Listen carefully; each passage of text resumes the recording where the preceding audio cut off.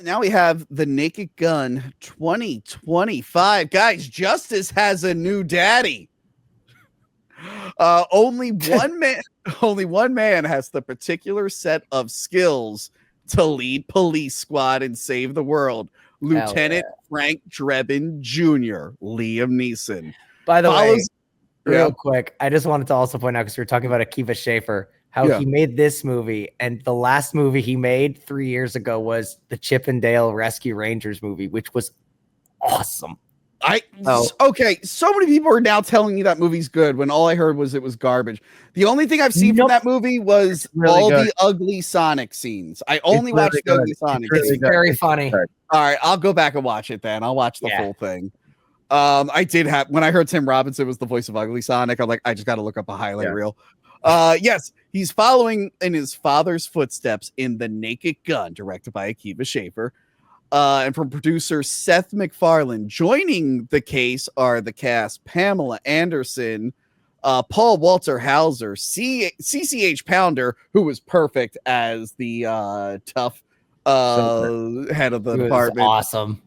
Kevin Durand and Cody Rhodes.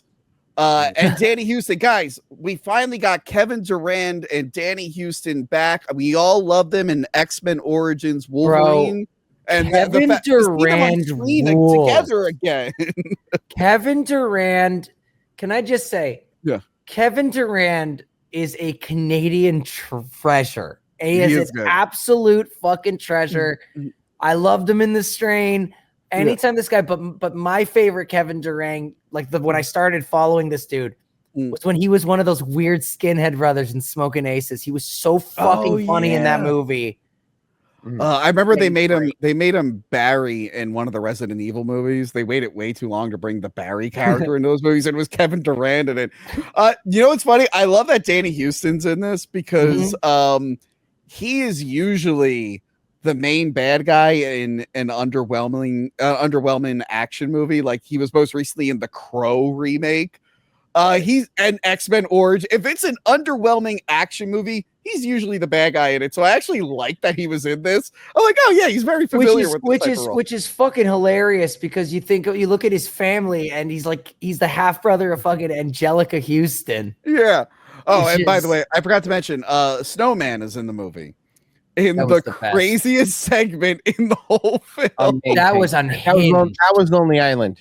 Yeah, that was the Lonely Island bit. So, a lot of times when they do the love montage in these films, I love the first one. It's like something tells me on, and it's just like a montage of them doing stuff. Yeah. This one turns into its own subplot where they're falling in love, and they go to the cabin and they find a spell book it's like a mini horror movie where the snowman is chasing. I was fucking crying in the theater watching. That was so great. Because that's another one where it just kept going. Yeah. I don't know, guys. This one, I feel like it really captured the spirit of the original and totally nailed it. Liam Neeson, probably the perfect choice for this. It captured the spirit of the second and third film perfectly. Yes. It was so good. The humor was very similar. It was fucking amazing that they started it with him, like the beginning of the second one, him just like kicking ass. You know? Yep.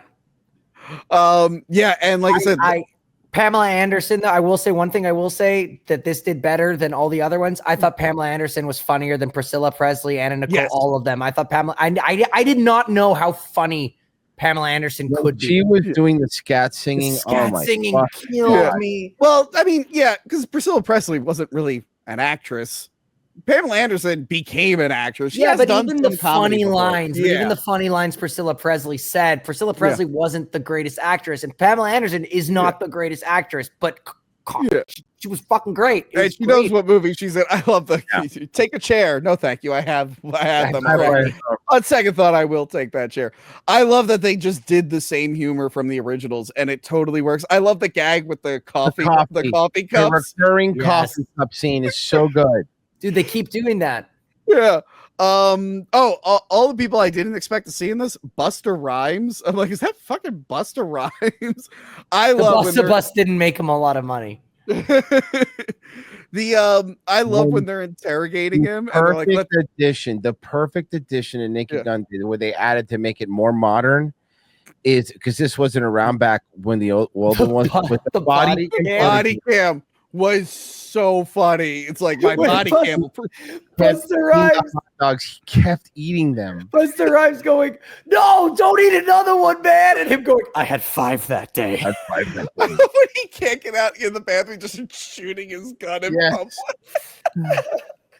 I love when he's fighting the terrorists in the beginning, and it's just the worst dummy in the world. I'm like, I love that they didn't even try. They know that the fake dummies are funny. They are. I was just loving it so much. I'm trying to think of some of the other jokes. Paul Walter Hauser was really good as the new Ed too. Oh yeah. He was fucking fantastic. The scene when they're all like at the mantles, like their fathers. Okay, and the O.J. Simpson one was hilarious. Well, no, I was confused by the O.J. Simpson one, so I was excited that there was a new Nuremberg, but then he didn't. Why didn't they want to address Nuremberg? So I was actually talking about this with Casey earlier. Yeah. So I thought it was very funny when you really think about it, right? How they trolled everybody. They put this scene in the movie, and they're like, and you laugh and you go, that's good. But they made you think, who's this guy? This guy's going to be replacing Nordberg. Who is this guy? Nope. 2-second joke. That's it. Never again. We needed Nordberg. We needed to honor innocent man O.J. Simpson's legacy. I think that's my only fault with this film. But no, I had a good time. My problem with like comedies lately is that comedy always has like to be a comedy these days. You need to be like funny and also an action thing. That's been like a problem lately, where every comedy movie has to have some kind of action element to it. Because if it doesn't, it flops like Friendship. So, but this one, the action is sort of built in because of the movies they're parodying, so it actually works a little bit. But it leans heavier on the jokes than any other action comedy I've watched in a while. A few parts that stood out to me when they're bonding over Black Eyed Peas. Oh yeah! Oh my! I was crying. All the names of all the songs. The Duchess. No, but the fact that retards back makes me so happy. Goes, let's get retarded in here. And you know who brought that back? Blade last year. He brought that word back. It all comes back to Blade, guys. Our life is just surrounded by Blade now. And I like when he activates the little clippy paperclip. Yeah. So they're making fun of electric cars and everything, which again is timely now, but I think that works. Yeah. They did the modern stuff good. Like they did it well. Yeah. It wasn't. Yeah, it wasn't just like saying the name of an app and that's supposed to be a funny thing. And then the only other one that I remember stuck out to me was the ponzischeme.com arena. Oh yeah. Because what is that stadium in LA? It's like crypto.com stadium or some shit. I can't believe that's a thing. I love that the device was plot device. The thing that they were looking for right at the beginning. Again, that to me, that plot device thing is like the Beaver scene. Yeah. At that moment, okay, we're doing the same thing. Oh, we're going stupid. The Beaver has a cameo in this. The Beaver has a cameo in this. Oh yeah.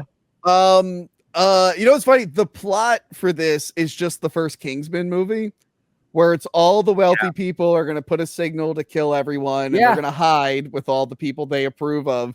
And they're like, we'll be in because that was the thing in the Kingsman. They're like, oh yeah, we're going to have all the biggest celebrities stuff. And they're like, we'll be there with famous celebrities like Weird Al Yankovic. And he's got his own commercial for where you can find him in the bunker and everything. Yeah, Weird Al's going to perform in the bunker. But the funny thing about Liam Neeson in this is that it's like, oh yeah, he's playing a very youthful 32-year-old or something. If you go by the timeline, but it's so perfect. Who cares? Doesn't matter. Yeah, I love when his pants come off with the New Year's balls, and it just cuts to his mom watching the TV for like a second. I'm like, oh, they got Priscilla in this. Yeah. But yeah, I couldn't believe how well they did. Are we circling back now where like soft reboots are going to be like good again? Because they were as long as we pay respect. But it's not even that. It's got to be the right people, and it's got to be people like when you saw this movie. The one thing that I will tell you 100%, unlike other reboots, is the people that made this movie, Seth MacFarlane, Lonely Island, all of that. They actually like Naked Gun. Like it and they got it. And if you have people that are in it that like it and they get it, yes, you can do this. Liam Neeson was also the perfect choice. I wanted to bring it up now that we're talking about it. Liam Neeson had the same like serious actor, was in a lot of serious action movies, like a fucking big, fucking guy is a real actor. Yeah. And him staying straight through the whole movie. It was like, man, I'm thinking to myself, no one else could have really done this. Like, not to make it feel like, oh, this guy is playing it as straight as possible, and that's why Leslie Nielsen's joke and Liam Neeson's jokes landed so well. Mm-hmm. Well, we have Seth MacFarlane to thank for a funny Liam Neeson, because between A Million Ways to Die in the West and then this and Ted 2, and Ricky Gervais is A Life Too Short. Yep, and that's so Liam Neeson's always been funny, but he's been more serious. So you're right; it was perfect. And also, Tony, you're gonna like this full circle thing if you really think about it. Okay. Because Liam Neeson was he played Ra's al Ghul, right, in the first Batman movie, and the first scene in this movie was a clear homage to the second Batman movie, the bank scene. Yes. So if you think about it, it's full circle. So one of my favorite gags in this, because I covered pretty much all the Mission Impossibles this year. Mm-hmm. I love when Eternal Affairs they get the terrorist, they get him to say something, they knock down the walls like Mission Impossible Fallout to reveal that it was all like a trap. Yeah. But then Frank talks about how he did something shady to do it, and then Eternal Affairs knocks down the wall. Because earlier, like, how did you? Earlier he goes this so fast. Goes, like, how are you gonna arrest me? Are you gonna send another cop to arrest me? You can't do that. And they go, yes, we can. Tell me he's joking. But I love Eternal Affairs gets him and they're arresting him. He's like, how did you construct this? She's like, oh, we blackmailed or whatever, some construction stuff. He's like, did you get all that? It just keeps more and more, and it's a hologram at the end. So good. I really love that. I was what we were saying before, going back to what we were saying before. Yeah. I really think what makes a soft reboot or remake good, or what I call the years later sequel, right? Where it comes out like way after everyone's forgotten. I think what makes it good is a combination of the people doing it, respecting and liking the subject matter to begin with. You don't want a reluctant person who's like, fine, I'll do this, right? You don't want that. You want someone where it's like, I love this. Yeah. Two, I think a big thing is just don't worry about, I think it's really important with these kind of things that you do still bring something new to it while respecting the old stuff, right? Yeah. Well, that's why Running Man. I was going to say the new Running Man. Yeah. Well, Pessy, to say what you're saying, what you just said, that scene when Liam Neeson is talking to Frank Drebin Sr., like the photos, like you have up right now. But when he's talking to him, they even make their own joke. Yeah, that made me go, okay, they're trying. When he goes, I want to be just like you. Well, not just like you, like my own thing. A newer, edgier you. Yeah, pay respects to you. It was like that was like, okay, cool, let's go. I love that they were making this and what was it? Scream 5. I think this and Scream 5 are really good at making fun of legacy sequels. Yeah. But no, I think like reboots and legacy sequels might be getting good again, because what was the big year? Like 2015 was like the big year. Like Star Wars came back, Jurassic came back. My favorite one was Ash versus Evil Dead. These things were coming back, and like, I mean, compared to what came later, they were like pretty much good. And then they started giving it to people who like didn't care about the franchises and wanted to. Well, that's what I mean, right? And now it's like going to people who like are doing good shit. Yeah, make a sequel to Loaded Weapon, cowards. Fuck, National Lampoon is a long way from what it used to be. Cowards! National Lampoon went from making Animal House to releasing Stuttering John's movie. I know they keep getting better with age. I'm with you. Tony, I don't want to get sued, dude. Oh yeah, that's right. I just want to live in a world where my friends aren't getting sued by washed up has-beens. It's happened multiple times to me. I'm like, wow, my friends just keep getting sued by losers. Maybe you're the problem.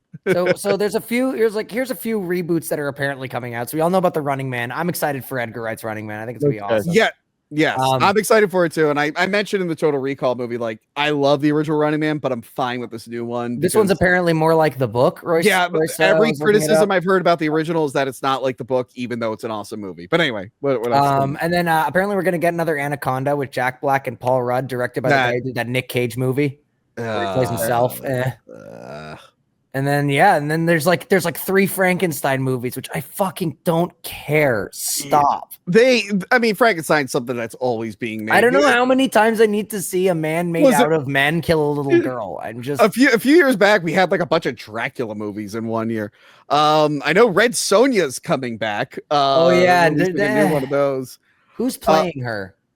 Some hot girl, like an actual hot chick. With red hair. I don't think she's a natural redhead.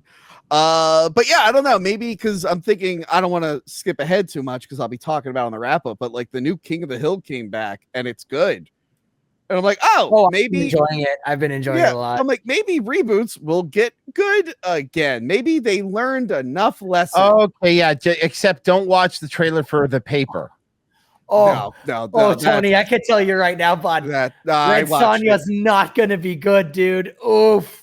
Okay, well the chick's hot at least. It's directed by a woman who directed Solomon Kane and the second Silent Hill movie with Jon Snow in it. Ooh. That's gonna suck. At least she has her bikini in it. You know, we could have lived in a world where it's Red Sonja without a bikini.